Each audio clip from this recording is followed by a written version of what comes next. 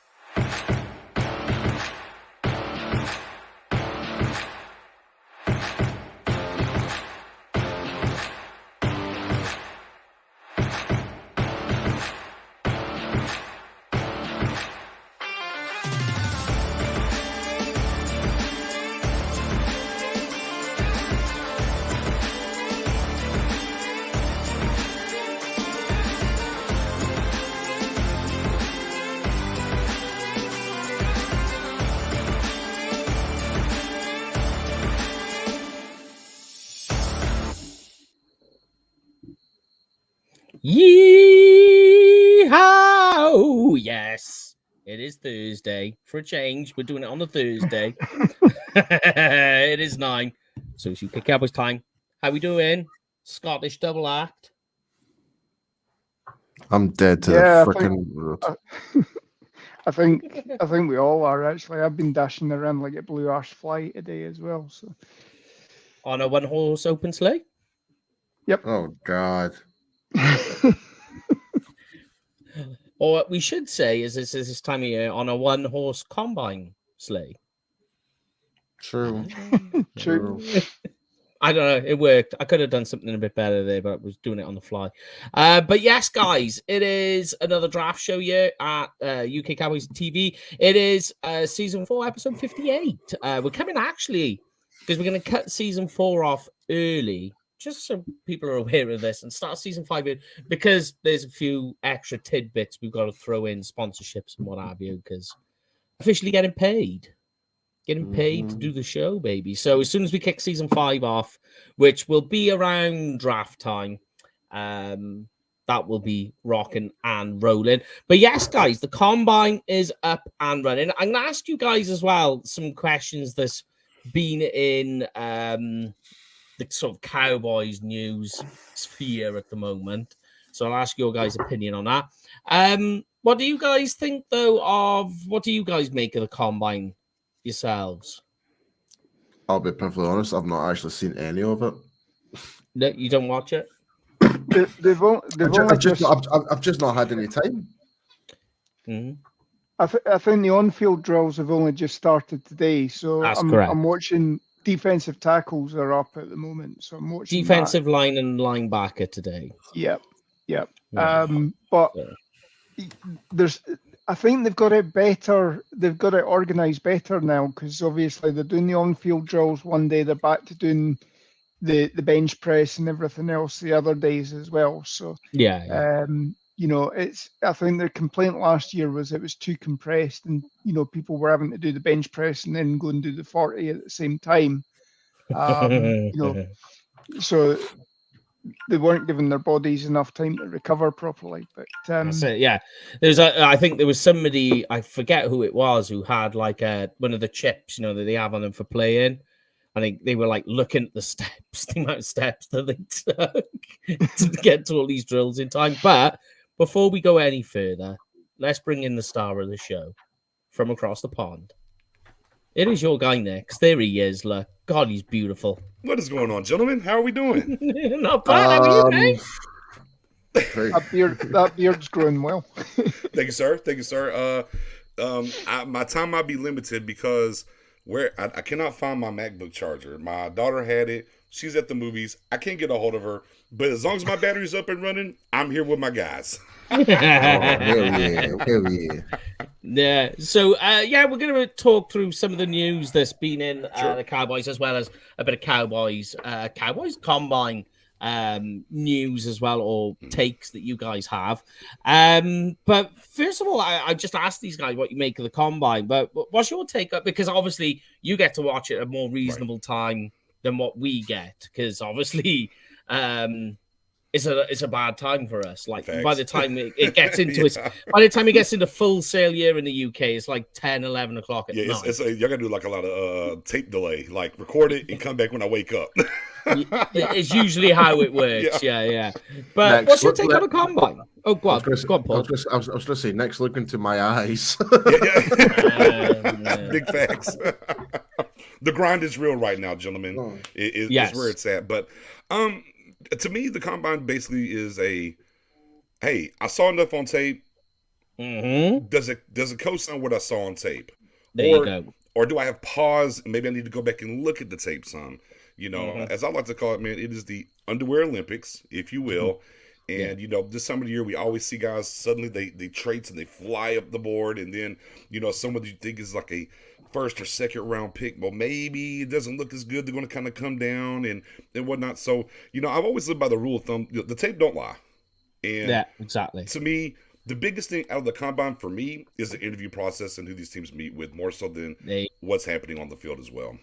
And the medicals. I like the medicals and the interview, right. Yeah. Which are the two big parts in a Combine. Is unfortunately for us, because we're not in these rooms, is the bits we don't get to see. And they're really the most important pieces for these guys. Like, there are some players that when you think about it, like you want to watch the drills just to make sure things do line up, or that, like on certain teams, and I'm thinking like Mississippi State is one, Michigan is another, where they kind of how they use their players. So you don't see the full scale of how they move. Do you know what I mean? Because they're limited to how they're supposed to play. Mm-hmm. And you can just use this then as a sort of a way to look at the other side of it and go, okay, so he is able to bend that way. I am correct in what I was thinking. Mm-hmm. Like you say, it's confirmation more than anything. Mm-hmm. Yeah, especially that big kid, especially that big defensive tackle over there from Pittsburgh running that 40 today. Y'all see him move? I haven't watched it yet. Ooh, yeah, sub 4.67. Yeah, big boy, and an inch taller. So you find a little surprise. He's an inch taller and hitting some speed traits there. So, yeah, it's fun for that side. Obviously, and understanding these guys, right, and what you're looking for with their splits and the homework, and what you're trying to get to as well, goes a long ways. I'm not worried about maybe the long-term speed, but what are you in that short area quickness? What's your lateral movement? What are you giving me that I see on tape, and then I see the drills and see what's happening there and seeing how they move. So it's a fun time. Like I said, confirmation, Mike, is the perfect word. It's just confirmation of what you see, and hey, a nice reset moment. Okay, maybe I didn't look at this guy enough. These traits are here. Maybe I need to go back and look at that tape a little bit more, and maybe he flew underneath the radar on me. So it's a good time to kind of check your grades and where you're at, and give you some more work to do, and see who you need to go back and look up more on, man. Yeah. And we've got a nice list as well of players the Cowboys have already spoken to. I know Paul's been busy. Have you seen some of the names the Cowboys have interviewed already, Paul? No, I haven't. Honestly, I've just been so busy with my actual day job. I've not had a moment to even catch up with anything. So I am literally playing catch up here tonight. But I've got NFL Network on right now, just watching the drills right now, and I'm liking this run the hoop drill they're doing right now. Yep. I mean, like the interest when Joey Porter, because there was a chance. People keep saying, "Oh, there's no chance," and it's like, you do know, like he's the type of player who draws a lot of flags. And for a lot of teams, they'll be like, yeah, I'm out on that, which is going to lower him down and get to a point where he could reach 26. I think that's an interesting name. Derek Hall is a big one as well, because I do like him. I don't. What's your take here, right? I'll ask all of you on generally how important drafting a pass rusher is, because people are saying, nah, we don't need to. I think personally they do need to. I mean, you can't never have too many pass rushers, right? And it's all about that rotation and what Dan Quinn likes to do in that rotation and keep guys fresh in those realms. So, I mean, you always have to take a look at it. And look, there's not a lot of guys this year when we get to the deepest inside of the ball that just pop and going to be high. And then you got to think of the situation with the young man from Georgia and what's going on there. Yeah, that's going to kind of push some. How far does he go down? What's going on there? How's that going to move things? So maybe if you thought you wasn't thinking edge, maybe round one, well, how's this going to move and maybe push some of these other edge guys up? And now do you have to go there? So you always got to do your due diligence and see what's going to land there. Just like the Joey Porter situation, Mike, where you're talking about, hey, you think not, but he could definitely make it down that far, and you got to be ready for it. So the Cowboys, and if you kind of look at them, and of course, each day they're doing, each day they can interview certain positions, right? And go through that. And if you want a good running list, go check out my guy Professor O. He's got a consistent list kind of rolling. I've seen it on Twitter. And I'll let you know. Like, see, for me, what I'm liking is some of the defensive tackles they're talking to. The edges are cool, but you know they're out here. You know, they talk to the kid from Baylor, right? And then what's our guy? And then of course the guy from Bama you just talked about. And Byron Young. Mm-hmm. Byron Young, I like both. I like both Byron Youngs. Yeah, same. Very much so. So it's cool to see that they're looking at that. And again, when you start talking about a guy like Ika, that's first, maybe second round style. We're talking there when it comes to him. So, you know, the Cowboys, who we've talked about before, don't generally take that kind of meaty guy in the middle early in drafts. Maybe that's a little bit of shift of what they want to do this year. Yeah, definitely. Ike is a good way to go. Certainly there. One of the names, both defensive backs that have popped up that I've seen the Cowboys have interviewed that I quite like, and I'll ask what your opinion is on them next, is both Trey Dean and Emmanuel Forbes. Because I think Emmanuel Forbes is like potentially, because you know the defensive back position at the combine is massive in terms of the athletic testing. That's probably the one position where it's the most important. You know, it's huge. Look at like Byron Jones with the Cowboys. Not really on the radar, has this huge base jump, and all of a sudden he's a first round pick. Right. So the athletic testing is big for him, and I think for Emmanuel Forbes, if he can show enough, he's a first round pick. I think so. I tell you what, with the opportunity of Donovan Wilson maybe not being here, Dean's very excitable, and so a guy that you have to spend a high pick on, and he can give you a lot of different things he can do. Very athletic guy. So I think what we learned with the Cowboys, you know, for the most part here underneath the Mike McCarthy era is they're looking for traits and they're going to coach them up. We saw a case in point with Sam Williams and Tyler Smith last year. These were trait guys. They had all the traits, and then they coached them up. And that's when I look at the cornerback position, and to your point, Mike, about Forbes, does he show enough traits that says, okay, you know, we've seen this, but he's got enough traits we can do something with that. And see, Dean, on the other hand, I think he does have the traits that would intrigue them to bring him in here and coach him up when it comes to just the two differences between those two particular guys in the DB backfield. And I just want to add to what you said there. I actually think this year, Sam Williams is going to take a huge step. Agreed. And he's going to explode on the scene this year. Yeah, I mean, it's kind of, you know, what I preached in the spaces, on the Twitter spaces last year, as we were going through the lack of, you know, free agency as usual, I said, you got to understand, I said, as good as Micah Parsons was year one as a rookie, he's going to be better year two. And I said, that's going to be, right.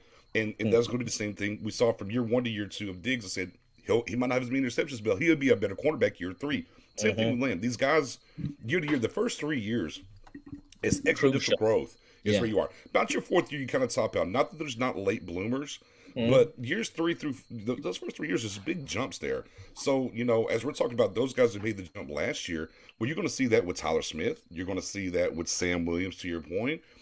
Ferguson, even Tolbert. If Tolbert just gets you one catch, he did better than he did last year. But I expect Tolbert to do more than that.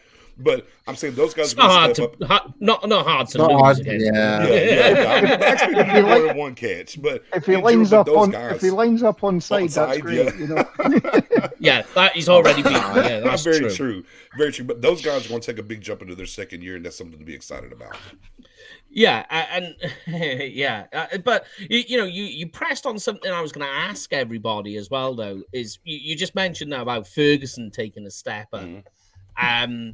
Because the tight ends this year, this tight end class, not only is it deep, it's talented.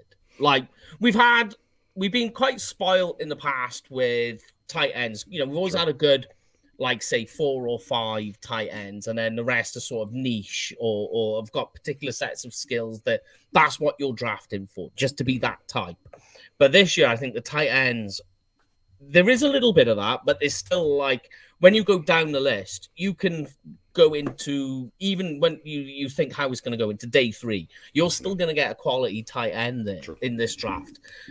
With obviously the question marks on Dalton Schultz and how things are going to go, how important is tight end and how important do people need to pay attention to the tight end position in this combine? I mean, me personally, I'm not drafting a tight end in the first 2 rounds. No? I'm just not. I agree. You're sticking with your gut? Yeah, I'm good with Ferguson Henderson. I think I saw enough from them. And there's ways to add on, with later picks in that realm. And if you get a guy like, my guy Lipke out of North Dakota State, he's kind of a Joe Juravicious clone, if you will. And you can check him in the pass game, and he's a fullback, right? And you can add that to the mix and feel pretty good overall about it. But yeah, I just on the West Coast offense as well, Nick. Right, with the West Coast offense. And I just think in general where the Cowboys are and the holes they have, now we got to wait through free agency. That's going to form some of this, right? True. As we get through free agency and different things, that'll form kind of the outlook in this draft. But as of right now, I'm for sure not taking a tight end in round 1. I think there's too many other needs here. I wouldn't touch it in round 2. But again, depending on how the board falls, you got to stay fluid. Yeah. And if something lands there at 58, and it's just leaps and bounds above it, then you got to understand the pick at that point. That's coming from a guy who's a pit train conductor. Yeah, and you think as well, like when it's so deep at tight end, you can sort of let it sort of lead itself away. I think personally the sweet spot for tight end this year is the 3rd round. Gotcha. That's it. That's where I'm looking at. I'm looking at those 3rd round tight ends going, that's more that's where the talent and value sort of hit each other, and you've got that nice sweet spot of what will be available to you. But yeah, I mean, apart from that, really the rest of it for me in terms of, I'm going to pay attention to what Devon A-Chain's 40 times going to be, mind, because that guy is moving. Yeah. I mean, that guy. Everybody loves the 40 this time of the year too. yeah. Including Rich Eisen. Oh yeah. Got to get the old Rich Eisen run in. You already know. I wonder how many half a second he'll be slower this year. Oh yeah. He does get slower. Yeah, he does get slower every year. But I think A-Chain, he's actually run the 100 meters in 10 flat. That's Olympic 100-meter sprint speed. Right. I know there's a few others. You got like Hyatt who can run fast as well. You're gonna have the Darius Rush, who's another guy. Is there anyone particularly, though, on the speed side, Nick, you want to look at? Or you're not too concerned, really, when it comes to the 40 times? There's certain things you want to see. You want to see traits. Look, man, I'm a big Drew Sanders guy, linebacker from Arkansas. I'm a big Drew Sanders guy. I can't wait for him to run. This guy's athletic, and I know a lot of people will just say, they'll look at him like, oh, well, 6'5", white, linebacker, LVE. That's not his game, though. No. That is He's more like Micah Parsons. Game. Yeah, that is not his game. So I'm excited to see him. I'm always excited to see the big nasties run. It's always, because if you can find a guy that's got some explosiveness as the big nasties do, and that's like, oh, okay, not only is he going to plug that hole, but he's got some juice to him in getting upfield and doing certain things, maybe chasing stuff down from the backside. So, I mean, obviously, it's important for the wide receivers, right? And depending on what you want to get to and what you're looking for, running backs, it helps them too. But I like seeing the big guys run, man. I like seeing them run and see what they got and how they move. And because it's one thing to be big, but if you're athletically big, that gives you more flexibility within your defense. So that's what I like to look at. Plus, I'm a big guy anyway, so yeah, well, give it up for the biggies. Yeah. I mean, you play linebacker yourself, so you know. But yeah, for me with the on the speed side, when we're talking the big guys, for me it's the 10-yard split because that's like the initial burst. That's right. How's you get up. So when I'm watching that, that's the big one to watch. But go on, sorry, Lorne, I butted in there on you. What was you going to say? No, I was going to say I agree. I mean, 40-yard dash is, it's great watching guys like the Georgia defensive tackle last year, running and surprising everybody with everything. These guys, I mean, these guys are getting faster now. They're still topping out the scales at whatever, but they're getting faster. And there was a comment this week, I think Stephen Jones said that there is now quite a disparity between the speed that offensive linemen are doing the 40 in and the speed that defensive linemen are doing them in, even though the weight's about the same size, Right. But as I say, it's a change of pace or change of direction that you need to see. The 3-cone drills, the pass rushing drills, that sort of thing, that really is the thing, because nobody actually, you'll never get a free release to run 40 yards down the field. Even as a wide receiver, you're going to have to battle, get off the line, press coverage, bump and run, that sort of thing. So it's how you can change direction and still keep that motor going, I think, is the main thing. So yeah, big facts. And to your point, Mike, the 40-yard dash and everything, when you talk about the big guys and everything, 9 times out of 10 you're not stretching out 40 yards. It's that split and what's going on there. That's the one thing I always talk about when people say like Emmitt Smith was slow. Emmitt Smith was the fastest running back in the league from 1 to 10 yards. I can talk about in real time and blocking, like his explosive out the gates. He was the fastest running back in the first 10 yards, which was huge for him and what he did. And that's getting back to the splits and what we're talking about here with these big guys and things of that nature that can give you is really what it's about. But, it's like chicks dig the long ball. We all love the 40 time. That's it. Yeah, exactly. In fact, sticking to your comment there, I mean, look at Jerry Rice. Jerry Rice leads the league in receiving, one of the slowest receivers on the field. And that's like an argument I've been having with people with Jackson Smith and Jigba. Is that a lot of people are saying, like I've said, he's slow, and that's upset some people. I'm like, it's not a bad thing that he's, exactly. But he is. It's okay. But he can move though. He doesn't need to move fast because he's so crisp in his release and on his routes and his breaks that he's so wide open. By the time the ball gets to him, it doesn't matter. He's basically at that point. You're looking at breakaway speed, which he does. Once he gets up there, his speed is like a passable grade, but he's not this fast runner. And that's why, because I've seen a lot of Cowboys fans talking about Jackson Smith and saying how they want to draft him here. Pure talent. I'm not saying I would not draft Jackson if he was there. If he's there, take him. I just think, though, if we're moving to the West Coast offense, you need those, like those shiftier guys off the line. They're going to be, they need to be nifty. And I just think that that's not Jackson's game. Oh, my flag's falling down. I can see it coming down. Yeah, I mean, and look, for me, I got JSN in my top 10 wide receivers. I have JSN at 5. It's where I have him at. I have him 5th overall on my list. And he's viable. And for all the things you said, in the West Coast offense, it's about separation and route running, being a technician. You don't have to have over the top speed or anything. And you kind of look at the guys that, whenever Mike McCarthy was in power up there in Green Bay and who he drafted, they have a particular type that they've drafted there. There's not really big burners and things like that. So, I mean, I wouldn't be against it, but boy, I'll tell you what, I love Zay Flowers. Yeah. I love Zay Flowers, man. God bless. I got him number 3 on my board on wide receiver, Zay Flowers. Yeah? Yeah. You got him Zay that high?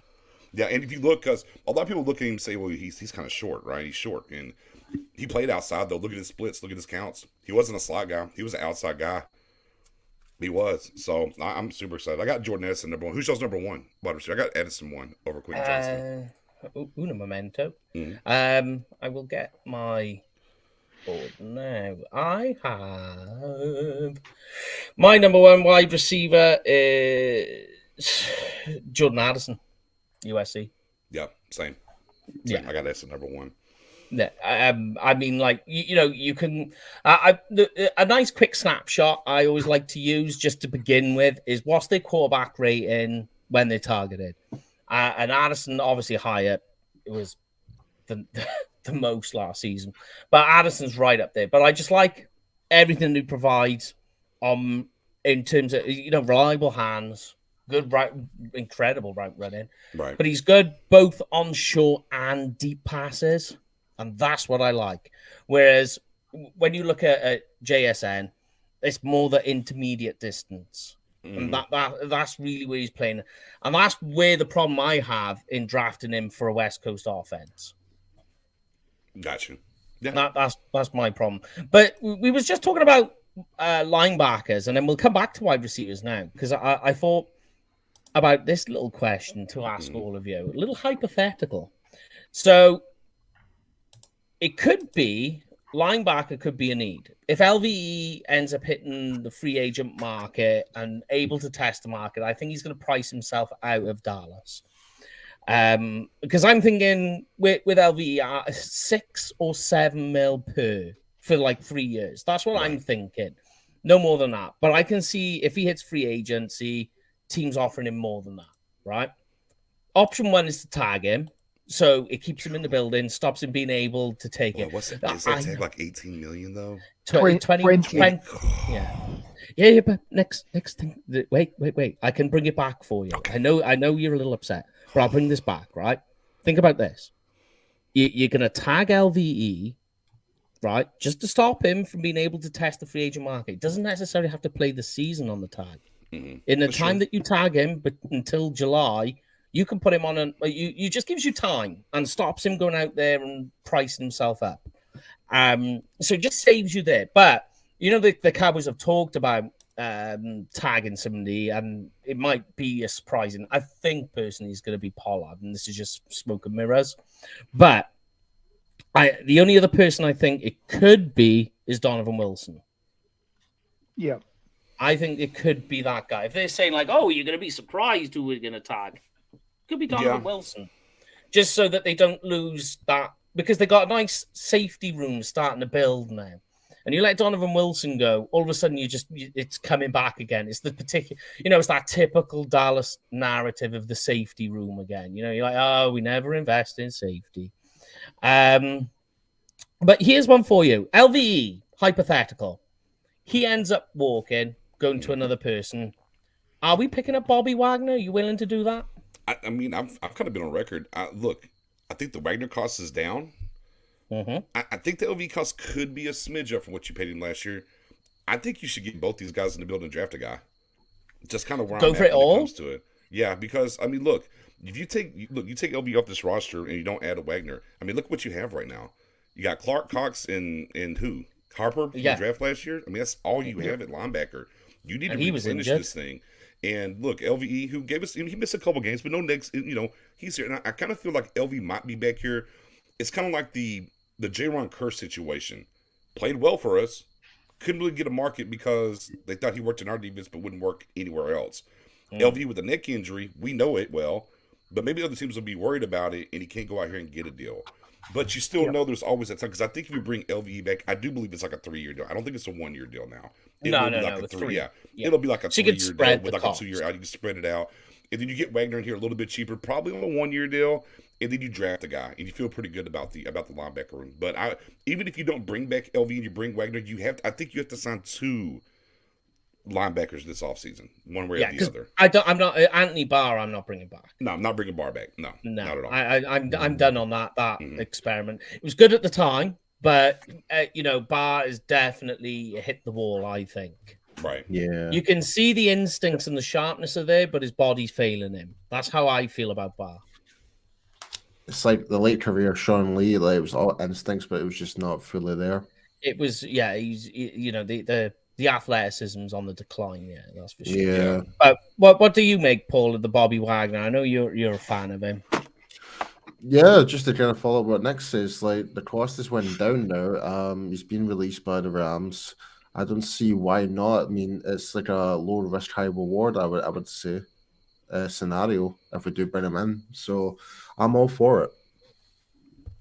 Yeah. Yeah, I am too. I think you sign him for a 4-year deal, maybe back end load the contract so that put money on the signing bonus so that he's got guarantees of say 20 million base salaries this year and next year, and then the last 2 years hype the base salary up, and then obviously you make a decision then. But he's getting the guarantee of 20 million or over 4 years or whatever. It's guaranteed. It's in his pocket from the minute he signs the check or signs the contract, and then he's made the money there, and here's the thing. We got to start with this off-ball linebacker stuff. I'm sorry. Look, how often are we traditionally in a 4-3 or 3-4? Like, let's just be clear. Like, I understand why people talk middle and stuff like that. Typically, we're in a nickel formation. It's 2 linebackers. Mm-hmm. So technically, they're all they're off-ball linebackers. It's called them second-level players. Yeah, it's outdated terminology. And I understand people like to class and do certain things, but it's outdated terminology, man. It just really is. Can the guy be in the middle? And by middle, we're talking about split, second level, what you said. Can they go sideline to sideline and make plays? Off ball, on ball, around the ball. I don't care. Can you make plays as a linebacker? The off-ball linebacker terminology to me just can you run and go see ball, get ball? Can you do that? Yeah. That's what I want to see.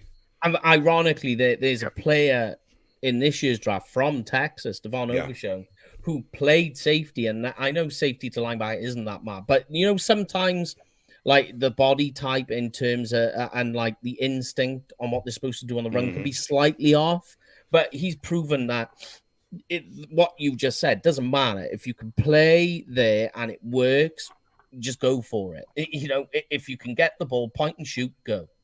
Big facts. Yeah, I'm right there. I'm right there with you. And second level players is what I call them. Yeah, you need second level erasers. And I like the Wagner Clark in a 90 pick.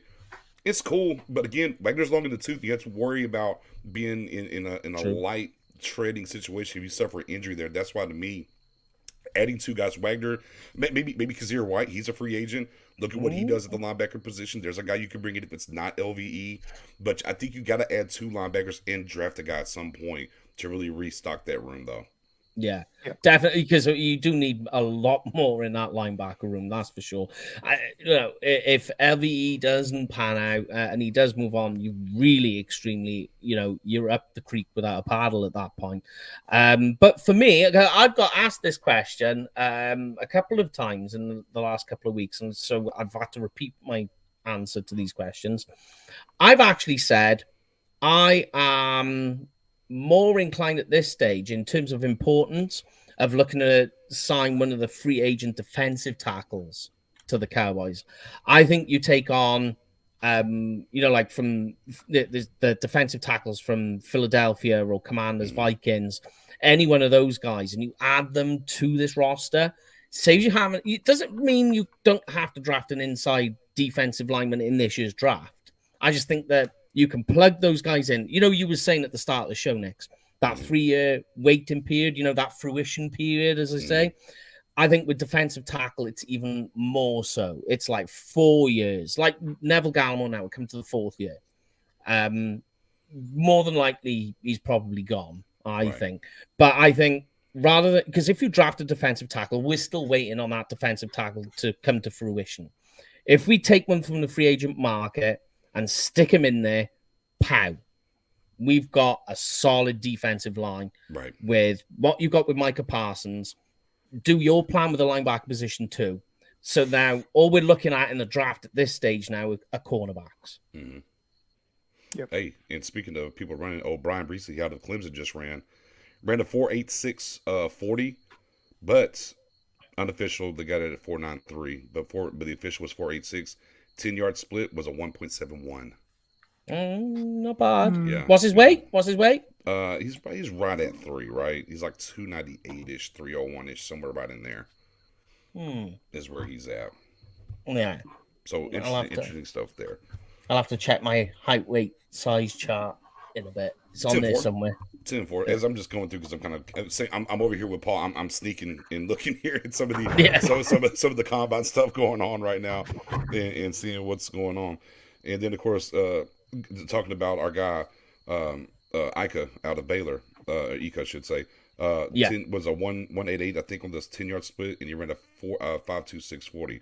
Now of course, this is a big mother trucker though. He's not that 298 kind of guy. He's a little bit bigger. So these big guys run. I love it. It gets me excited seeing these big guys run. Yeah. Ika really reminds me of Villa right now. It really does. It's fair. Yeah, I like that. I like that. I mean, you can't use a Villa in the middle. Yeah, exactly. Hey, you could actually get Vita Vea in the building if you really wanted to, because things are so desperate over there. Yeah, I mean, depending on how the money looks and everything else, it's interesting times there in Tampa for sure. Oh yeah, I like Little. I mean, I'm okay with bringing Hankins back too. I see Little Mac chiming in there with bringing Hankins back. Low cost, you can bring it back. Sure, absolutely, by all means. And that tandem that we've spoken about this before. Yeah, completely agree with it. Yeah, with the LVE and the Hankins tandem was phenomenal when that was in full flow. You watched when Hankins and LVE and they started to get a feel with each other. You can even see it statistically. The yards per carry in those games were just going down and down with each game, right? Until they both got injured and they shot back up again. But that just goes to prove the point. That you see it with them in and you see it with them out. There was a huge difference. I think Hankins, I think, is he not going to be like 31? I believe he's up there. Yeah, I mean, he's up there for sure. He might be a little bit older than that. I think so. Yeah. I think it might have been 31 this year. Yeah, so, I think it's like 32, 33 going into next year, I believe. Yeah. Yeah. But still, I mean, for a defensive tackle, that doesn't bother me that much, though. It doesn't bother me that much. By the way, Nolan Smith, vertical, 41.5 inches. Jesus.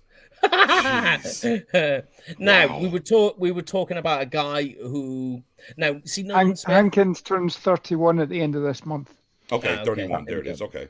That's still even quite, better. Well, Even better. That's even better. Yeah. Yeah. Yep. But I tell you something, Nolan Smith, if he hasn't written a letter of thanks to Micah Parsons for like blowing it up, because they are like so similar, and I bet he's thinking like, thank you for laying the groundwork to show that. Yeah, when you watch him play, very Micah Parsons-esque. Right. But yeah, that was an interesting one. And look at how many guys so far through the interview process, like, well, I'll watch Michael Parsons try to pattern my game after him. So many of these young guys have talked about Michael or Diggs even. Overshawn and all that as well. Yeah. Overshawn, another good example. Yeah, we mentioned him. They just need to be writing Micah a thank you note, like, thank you for doing the hard work.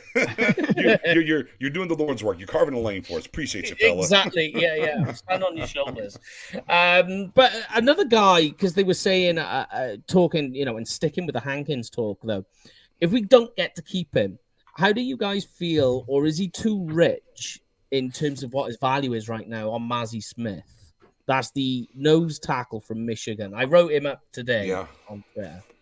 Well, I mean, the word is, by the way, to Byron, Bijan's 21. I think Gibbs is 22. I don't know for sure, but Bijan's 21 for sure. I have to check on Gibbs. Yeah. I will say, sneaky that you bring him up sneakily. There's talk behind the scenes. The Cowboys are very intrigued by the kid from Michigan. So there's some links there. And again, this is kind of going back to what we're starting to see and hear, and kind of feeling into maybe Gallimore's going to be a move here where they could save a couple $1 million against the cap. That maybe they will go higher this year in the draft at a defensive tackle position. And again, this is how the draft lays, right? Because each year you have to look at what's available in this draft, where you're drafting at. Because I know a lot of people, we always get caught up on BPA. I think the draft is just BPA-ish. It's, well, when I'm time to pick, what's the best player available at positions of need, right? Because I mean, look, if you got a quarterback at the best available player on the draft board as a quarterback, you're not taking the quarterback, right? So I'm going to have to come to a little commonality when it comes to that in the draft process. But For instance, in this draft, okay, offensive tackles aren't very deep. Guards a little bit different.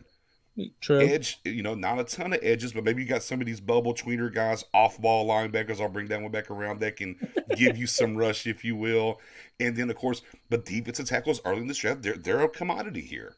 They are really a commodity about the guys we've just been talking about here. We haven't dug through all of them, but where the Cowboys are picking, depending on how this board falls, that might be where they need to go in the first round. And like again, Paul, we get that Vita Jr. over there from Baylor. Boy, don't complain. That's a great move for the Cowboys. Yeah, it is true. And like when you think like with a defensive lineman, it was getting a bit desperate there because like I'm out on Brian Breesy. I've done a scouting report on him. I'm out. I'm not. Not for me. I'm good there too. I agree there. And the Michigan kid, I've been coin flip on the Michigan kid, but I know it's real. And the people I've talked to and things I'm hearing, they're intrigued. They're intrigued now. I get it. This time of year, there's a lot of smoke gets thrown around here. Of course, it's the lion season. Things happen. The other kid was Oswald. So what his name is? Not Overshawn, but the defensive tackle down there from Texas. He's a guy you can look at. Oh, Jomo? Yeah. He's a guy. Traits. Jomo. You look at him, you look at the traits, the size, what he can do. A guy you can probably get in the 3rd or the 4th round. That lines up very much the stuff that they like to do. And, so it'd be intriguing to see, where the Cowboys go. That's the great thing about this defensive tackle, section this year of the draft. You can get a guy high, but there's some good value here in rounds 3, 4 at defensive tackle. So it's very top to bottom on the defensive tackle this year, which it hasn't been that way in years past. Yeah, I'll let you go now, Paul. Just answer this question. Bijan's 20, Gibbs is 21. 20, that's what it is. Okay. Sorry, Paul. Yes, for me, if there's one thing for defensive tackle that I hope we do draft is one is more of a proper one tech position. Defensive tackle rather than a free tech. Because let's be honest, as much as I love Neville Gallimore, he was never a one tech. Never. Yep. Yeah, and if we can get ourselves a proper one tech where we can actually hold the A gap pretty much, so then I think we're on to a winner. Yeah, I mean, they have spoken today with the kid from Northwestern.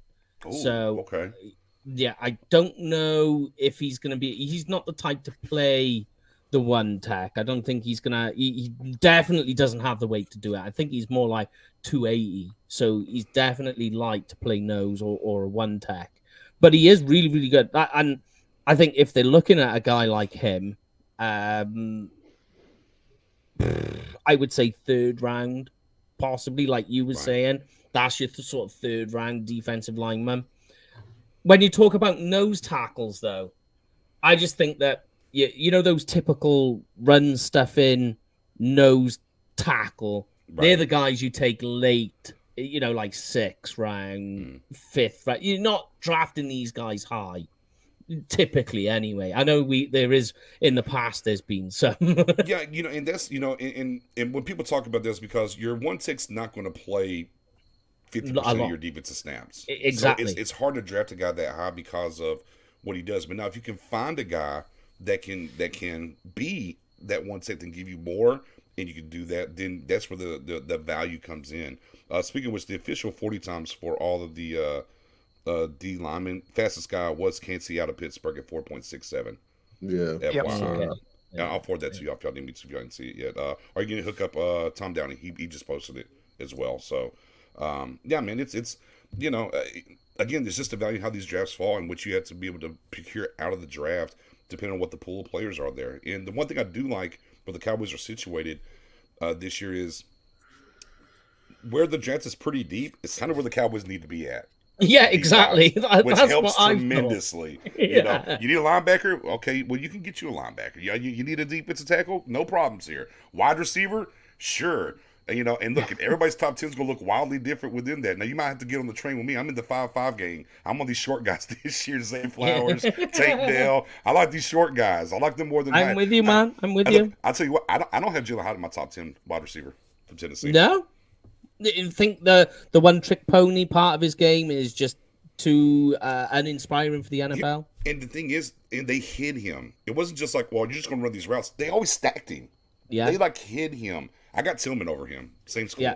I did a video of like Jalen Hyatt the good and Jalen Hyatt the bad, and you look at it, the formations on both are exactly the same. Dude, they it's hit the him spread so offense. Much. Yeah, I was like, I don't know, man. I'm watching tape on him, and I'm just like, okay, there he is again, stacked on the outside on the spread offense. Right, next play, there he is, stacked on the outside spread, and you're just like, and it's always the same 2 routes, the same. You don't even, and you think, oh, he's on a 9 route. Maybe this time we're going to see a bang 9. Maybe you get a nice little bang 9 route. Right. Nope.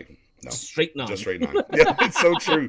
Now, look, there'll be someone's going to fall. And look, and I understand. I'm probably one of the few that don't have him in the top 10.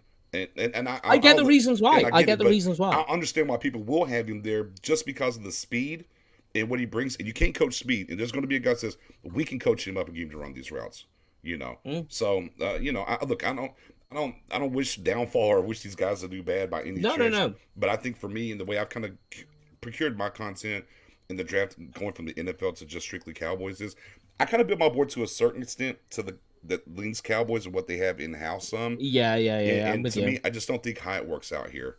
Definitely not. No way. No. I mean, mine is more generic. Mine is on my rankings. Right. But yeah, I mean, like if he was to do it, definitely not. He's not. I know we're after a speedster, but I'm after a speedster burner that has a little bit of zip to his game. A little, Baby like, J is seen over Hyatt all day. It was about polar opposites from the speed standpoint. Yeah, 100%.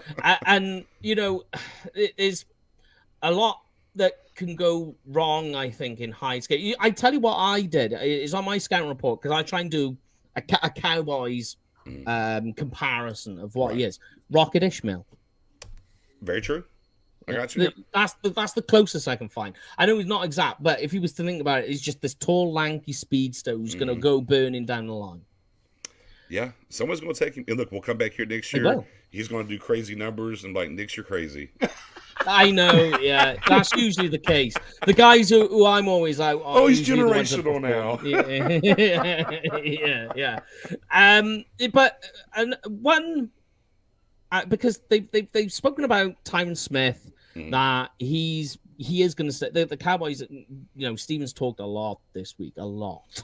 Yes. I mean, we could talk about some of his comments to finish off, but they've said Tyron Smith's playing.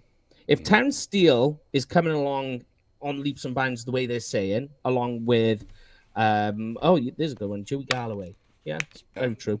Another good one.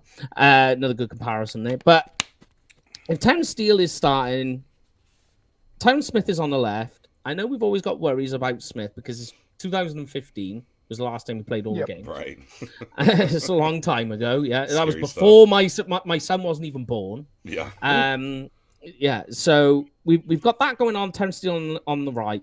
So obviously that means, what are we doing with Tyler Smith all of a sudden? Well, does that mean he's going back into guard? Because if he does that mean we need to draft an inside offensive lineman? Don't we need to look at drafting a tackle instead? Go ahead, Lauren. And it's a lot to take away.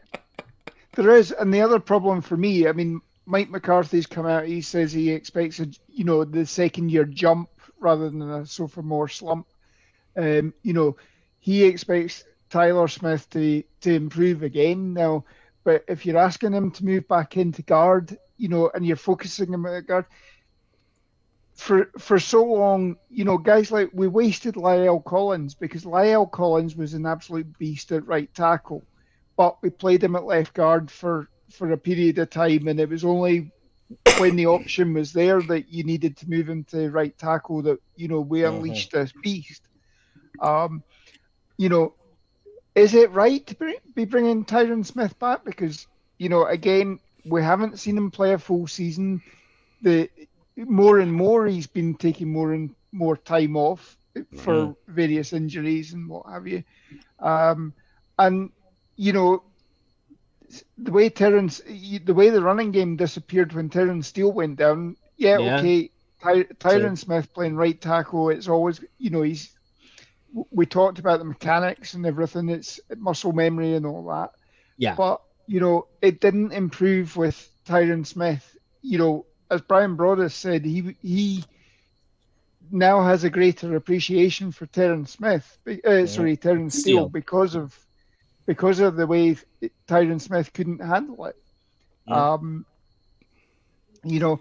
Are we ultimately going to be wasting Tyler Smith by having him playing inside again? Should we be going out? The whole thing, Cowboys always talk about position flex, and you want your best 5 guys, but realistically, you want your best guys at each different position. So, you don't want the best tackle actually playing guard. I see him as a guard, though. That's the trouble. See, I don't. Nope. I don't see him as a guard at all. I'm with you on that one, Nick. I'm with you on that one. You've hurt my feelings. I'm sorry. Emotional damage. I mean, here's the thing: is, and I said it last year, and I think I actually said it on the show. I was like, we're watching the Rumbo Dak situation play out just at left tackle. He wasn't supposed to be the left tackle yet. The injury happened. Here he is, and it's time. And I'm just not big on the flip flopping and stuff. Me personally, I'm not. And so now, he started, he anchored, he had moments of struggle. Guess what? When he did play inside and Peters on the outside, it was okay at him at left guard. I thought he was better at left tackle than left guard, to be honest with you. Yep. I agree, yeah. Now, granted, he didn't get a lot of, and that was the thing we were frustrated in last training camp, was he wasn't getting the burns at left guard when he was supposed to be playing left guard. So that was a weird, situation going on there as well. So, but I think the big thing when it comes to Tyron Smith is, what is the plan here? Now, it's cool. Like, oh, well, Steele's going to be ready to go. We think he's going to be ready at training camp. Yeah. Well, sure, Steven. Okay. Yeah. Sure. Okay. It sounds good. But, I think overall the pressing thing that we've come to learn, no matter the coaching, we keep hearing, whoever the coaches are now, we keep hearing best five. Mm-hmm. It's a Stephen Jones thing. We just have to understand it's a Stephen Jones thing is best 5. So now, if I can move him over, right, just thinking about it in this round, they remember who they drafted last year in Waletzko. He's your swing guy anyway. There you go. Yeah. Right? Steele's going to be ready. Well, now we're set across the line. We don't have to sign McGovern, and I got a starting 5 here, so I'm not pressed to take anything high at offensive line because of what I have in place on paper, even though we all know that's why it's not a matter of if, it's a matter of when Tyron gets hurt. Exactly. But they already have the built-in, though, for them. They already have the built-in. If he gets hurt, here's what they'll do. They'll draft a guard later, and what'll happen is, if he gets hurt, they'll just slide Tyler Smith back out there and get the young guy in there. So, because I'm with you about the plan. Yeah, I'm with you about the plan. They need a plan, because I didn't like seeing Smith going back and forth. Right. Crazy that he managed to do it, mind. That just goes to show the talent, that he's that good. He can move, and not just in and out, game by game. He's moving in and out during the game. Right. That you look at the playoff game. 4 snaps in, and we've got our left tackle going out, and all of a sudden Smith's playing left tackle. Tyler Smith's playing left tackle. Just wild. Yeah. And he was the best offensive lineman in that game. It was just crazy to say. Yeah. But I just think that, the reason I was saying I prefer him at guard is because I want to keep Tyron Smith. Like, it's difficult this at times. I want to keep him at tackle, and then I can put, obviously, Tyler Smith in at guard, although he's better at a tackle. I can put him in there. Now I'm not worried so much about what I'm doing in the draft with the line. But I do like what you were thinking with the offensive line later. Oh, he's gone. The offensive guards later in the draft. I do prefer that plan. I don't know what you guys thought of that. Lauren? Yeah, I mean, you're certainly going to be putting some resources into it, and I don't think we need to go with somebody that high up, first or second round. So the latter rounds, you can bring somebody in and bring somebody on. We've got Farniok, we've got Waletzko, all that sort of stuff. You've got potential backups there, people who can actually start if required. They have started as well. They've got, they've got sand in their pants now as well. So all that sort of stuff. But you don't need, you just let the board. as I say, you've patchworked everything. You know, we talk about how the Cowboys always try and patch over everything before they go into the draft so that they don't have to reach for players, which is something the Cowboys used to do back in the early 2000s. You know, and that's why we made, you know, we had that tail off from the Jimmy Johnson teams and what have you, that you were missing out on guys. So just let the board come to you and pick up the reasonable talent, I think. So definitely, this is a year of letting the board come to us. Oh, he's back in the building. He's back in. He's back out. He's back in. I just switched over to the old phone. Okay, the MacBook died. Yeah, the MacBook died. But that's okay. We got AirPods. Yeah, we got AirPods. We got other things to do. So I was able to jump back into the fray here. Yeah, I sent you a message anyway, mate. That I was saying like we'll be wrapping up any minute now. Anyway, I'm good to rock until my phone dies. We're good. I'm back. No. I'm more thinking of Paul. Looking at him, he's struggling there. His eyes are disappearing on us. Like, yeah. I have a question. I have a question before we go. Just let me know. I'll let you get to what you need to get to. But I do have a question before we get out of here. No, you go, man. Okay, cool. So can we address the elephant in the room from Stephen Jones and what he said? Or well, he didn't say it, but that's what we was going to finish on. Yeah. Okay. Yeah. So, working on something big, and we talked about this extensively in the space last night. Extensively, as I had to argue with the guy who told me we need to draft Bo Nix and dump that, but neither here nor there. No. Look, I don't have a lot of guys on my last name, so I call him Cousin Bo Nix, okay? All right? However, no, don't do that. Don't draft Bo Nix and dump that. Let's not do that. But either way, see, to me, because, you know, a lot of people, and rightfully so, right? Rightfully so, would say, well, big on the scale, like, because that's what we have to look at. 14. Yeah. I'm sorry. What's big? No, you're good. I got you. What's big on the Stephen Jones scale? And Odell Beckham checks the bookmarks of being big, right? That is what I thought. However, that's not really big if he's already talked about it though. Yeah, go for the other wide receiver. Because he's already talked that they're going to go and spin the block and go talk to Odell. And then the other receivers in Dallas working, right? The other receivers in there working. That's our guy D-Hop, all right, DeAndre Hopkins, working out with Dez even. Okay. But you know, to me, guys, it's smoke season. Can we look over the hedges? Can we dream a little bit? Yeah. Can we just dream a little bit? What's the last big move the Cowboys did that got them to a Super Bowl? What was that big move? Anybody remember? Hit us with it. Deion Sanders. Yeah. Remember, and at that time, you know, Stephen Jones physically accosted his dad, put him against the wall to not do it, but Jerry Jones did it anyways. I mean, look, if you want to make a big splash, go over there and go get Jalen Ramsey. Lock this defense up. And people will say, because on the outset here, right? Well, it's $17 million this year. I think it's $13 million after that. He's got a third year around $18 million. Guess what? It's completely doable because you got to pay Diggs. That's okay. Guess what?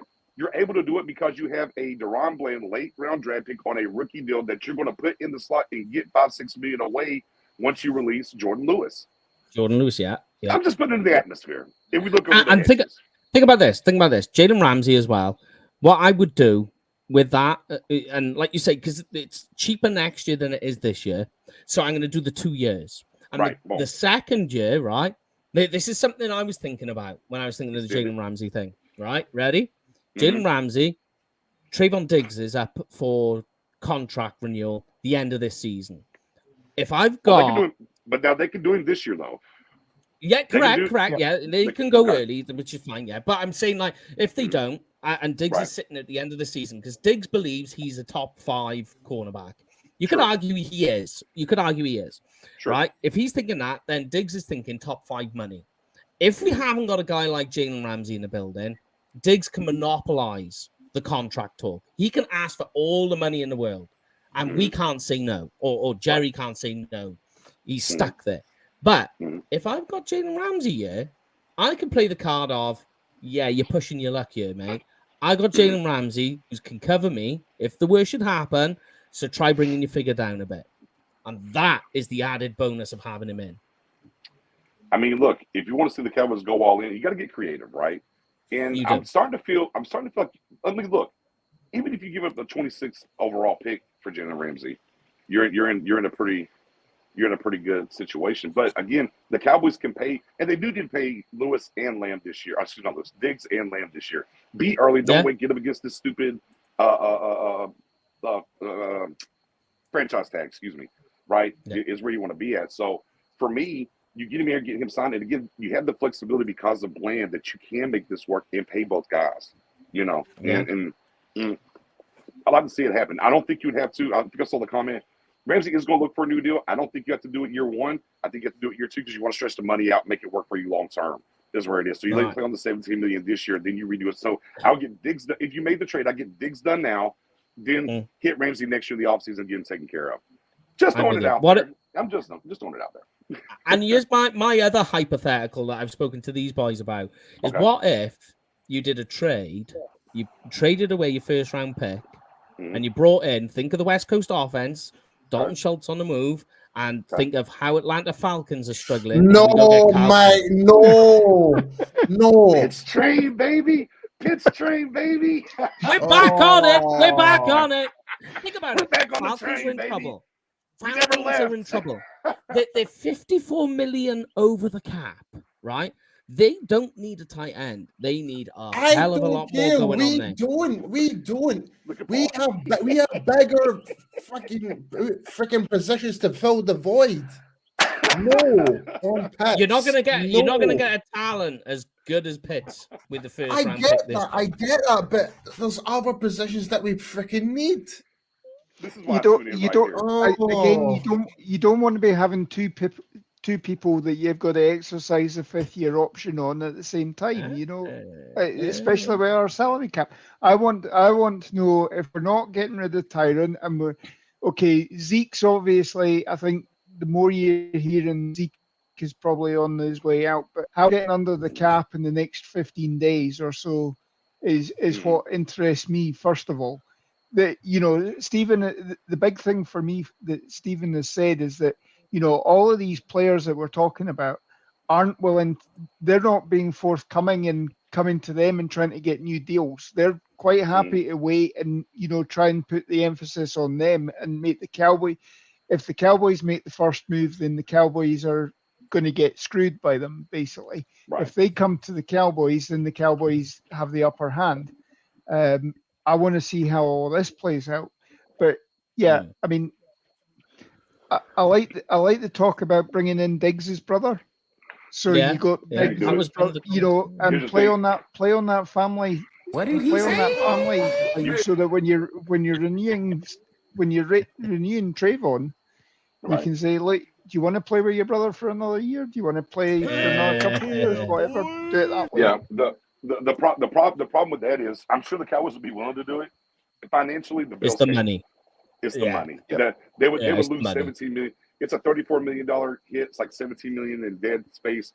They just can't do it. So I'm with you though, Lauren. I would love. Hey, don't get me wrong. Getting Diggs in here would be fantastic. But I don't know. Maybe the Cowboys do pull the trigger on D-Hop, because what we're hearing about D-Hop is they want a second and a future pick, right? They want 2 picks. Sounds to me you can get D-Hop for a third now. And, we start talking about getting D-Hop for a third. I'm a buyer for a third-round pick, Paul, on Hopkins. I wouldn't do a second personally. I'm a buyer at third. Do you think, though, you're getting a return on that? Because think of, like, where D-Hop is in terms of his athletic profile now. Like what we seen last year with him. Is that a value return?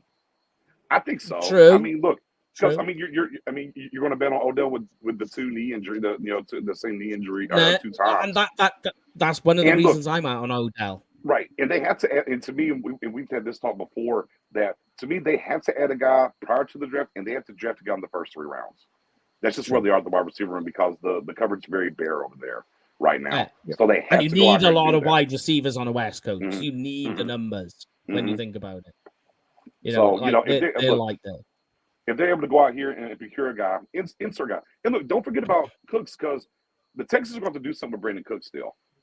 So he's still in play here, in my opinion, for the Cowboys, seeing how things break down. But boy, if you're able to add one of these guys to go get like a guy like Parker Washington or Josh Downs into this offense, you feel pretty good about the wide receiver room. I love Josh. Yes. You are a Josh Downs. Yeah. I would trade down for Josh Downs even. Pun fully intended. You probably could. You probably could. You'd be there at 56. Yeah. So that is an interesting one. So we'll kill things on this and wrap things up. So before we go any further, as we do with every guest that comes on, we ask this question. So get ready. All right. Nix, you are in the building. You're there on the phone. You're calling down to the draft. I'm ready. And saying the Dallas Cowboys at 26 are picking Zay Flowers, wide receiver, University of Boston College. Let's go. Bring me Zay if he's on the board. That's where I'm at. I like it. It does feel a lot of Can I ask you one more question? I don't mean to hold y'all up, guys. And I know, Paul, you're struggling over there. Let me ask one more question. I don't get enough time with you guys, so I want to, I know. We love you, Mom. We love you. Yep. We love you. Did y'all find it very interesting that the interview for Stephen Jones at the Combine and then the press conference as well from Mike McCarthy? Yeah. No Zeke talk whatsoever. Funny how that worked out, huh? Yeah. I noticed there was a lot of silence on some things. No, not one person wanted to ask that question. Or did Jerry put a muzzle say, hey, don't ask this? You would have thought somebody, because Jane Slater was there, because Jane Slater is outspoken, does not care. We'll just say it how it is. The questions that were put out there, and even with Jane there, I was like, I'm surprised, man. This seems a bit... touched the Zeke. I was like, And remember, because the thing that was said going into the Combine, his representation said as agent, Combine. we're going to find out what his value is at the Combine and figure things out. And there was no questions at all here at the cusp of the Combine to either Mike McCarthy or Stephen Jones, and they never even addressed it at all. So I thought that was very interesting. Sometimes it's not what they say; it's what they don't say. Yeah, exactly. Yeah, because did they talk about Pollard? I don't think they did either, did they? Stephen did. Stephen said, which was interesting tidbit here that he says he plans on getting Pollard done without using the tag, but that they would still use the tag. Yeah, I was like, and that got us to the question of, well, they're not going to tag Pollard to get a deal done. Who are they using it on? It can't be LVE. So now we're talking about Schultz or Dono. And for all intents and purposes, everything that I'm hearing, they're going to let Schultz walk. So to me, if they are going to use the tag to get Pollard, it is going to be on Donovan Wilson. Yeah, next week. We've got our sources.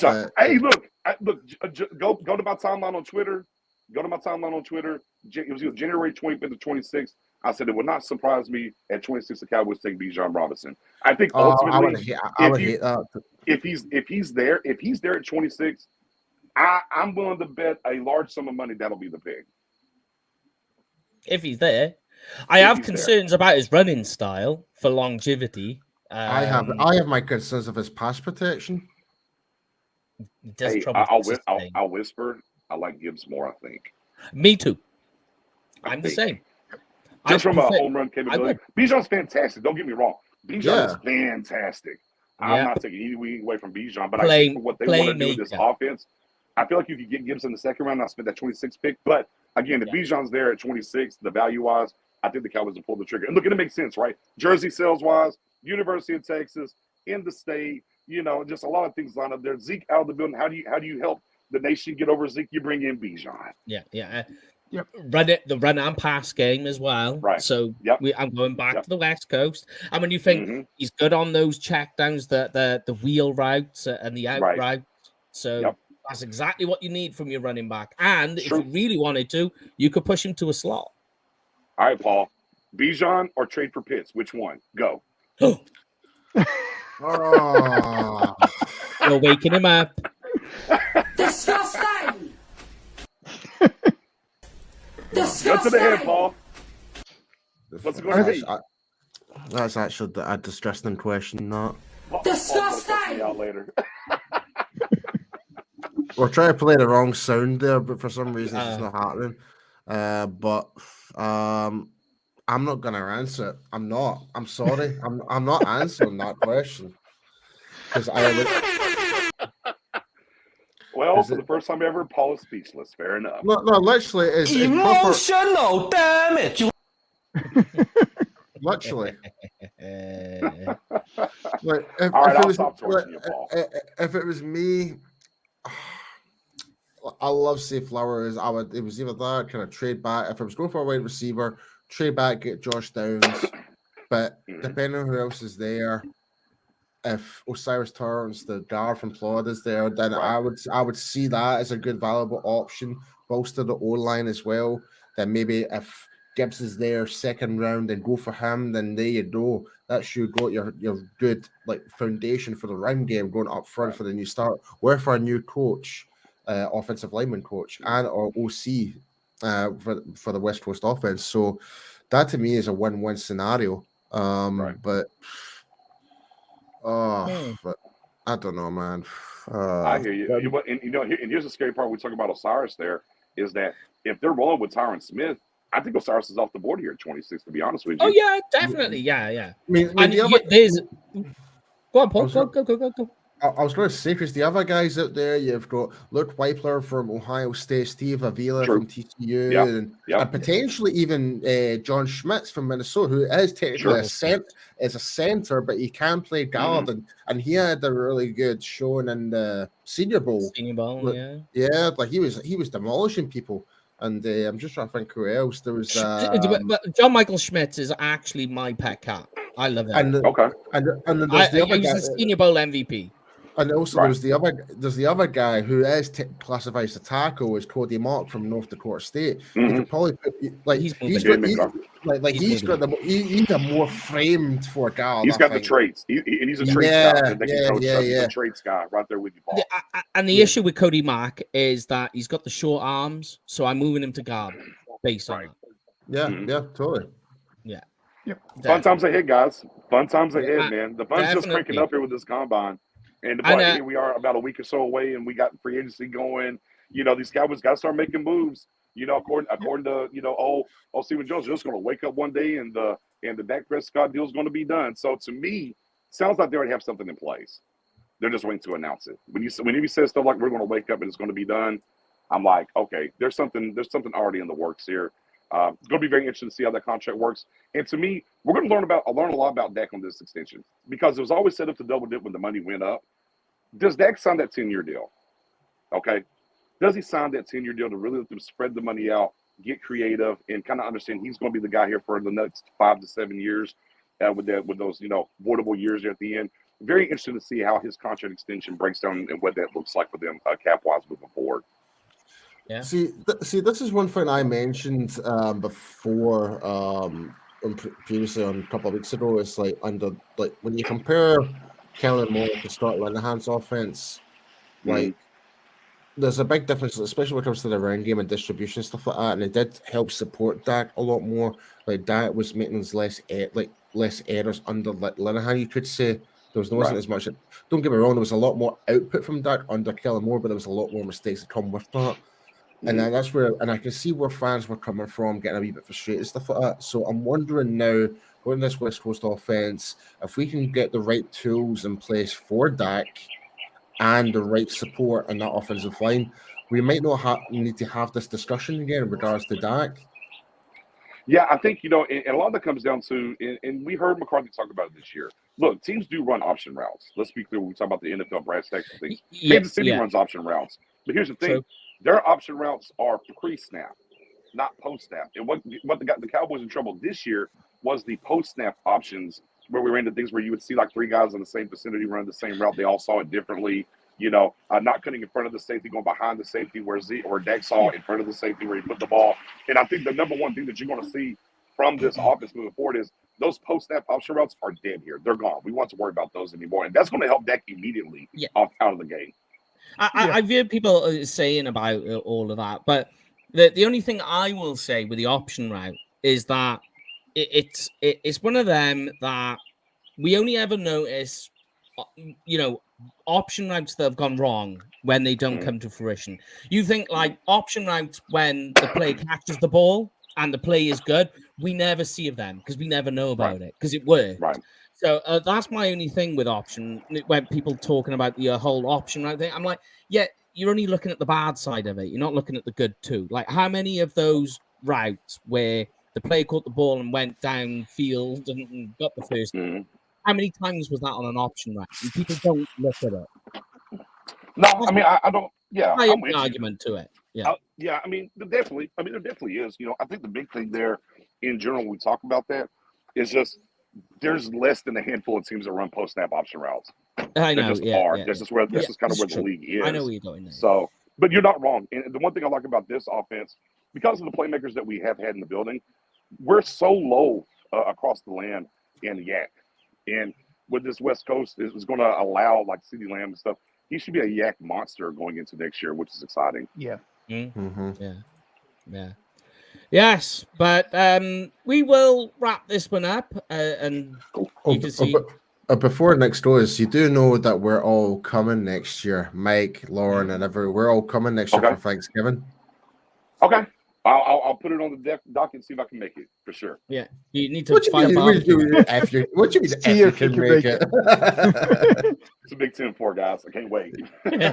But just so everyone, go on. Sorry, Paul, keep going. I was just gonna say big celebration, man. Big celebration. Oh yeah, we'll get on the moonshine. But where can everyone find you next so they know where to look? Yeah, absolutely. Catch me on Twitter. Your guy Nick's right there. Your _guy_Nick's NIX. Follow me over that way. I think I'm around 15 away from 5K. So appreciate everybody for rocking with me on that side. We run spaces during the week, and each and every Friday we definitely have the Dallas Cowboys Happy Hour space. Followed up, me, Professor O, Deacon Dom, and Spoonie. We do our live draft show, live mock draft each and every Friday. And we're starting this week.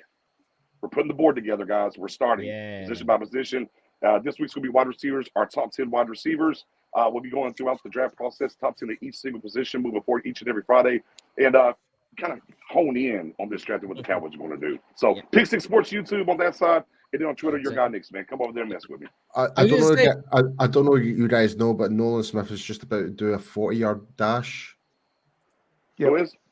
Nolan Smith. Okay. Yeah, got to be shooting on that. He already had that crazy vertical. Yeah, he is just about to go off. So we're here in anticipation, see what he does here. Yeah, well, I mean, we'll keep it going until he does that. But I will say you've done your spaces as well, and I've been lucky enough to come and join you on some of them. They are legendary. 4-4-4. Oh my god! And a 1.52 10-yard split. Oh, wow. Oh, my. That's moving. Guess what? That's moving. Guess what just happened? He's not going to be there at 26. He's not going to be there at 26 now. No, he is. Oh, wow. That's moving. Wow. Mm-hmm.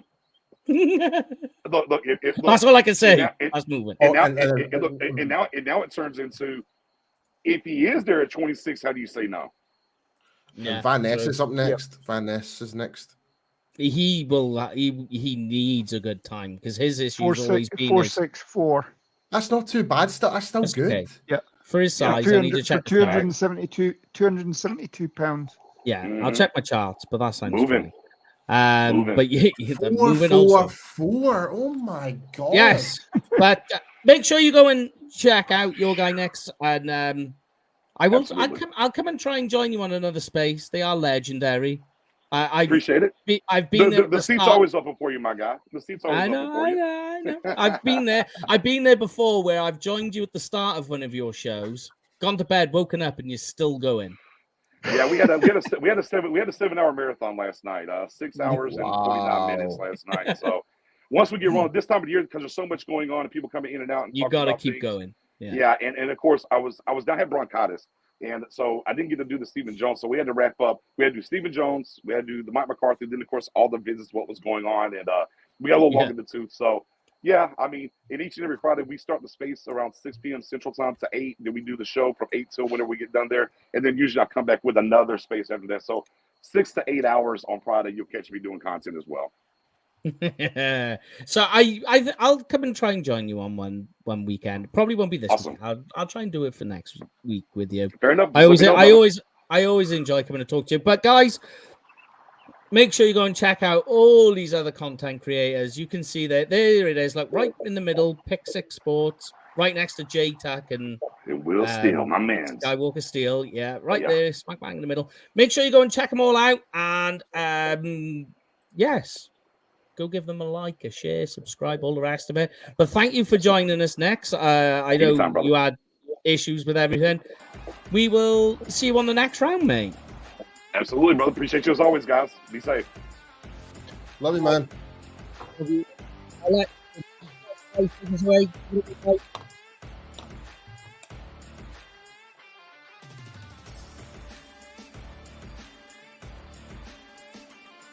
I love the instrumental.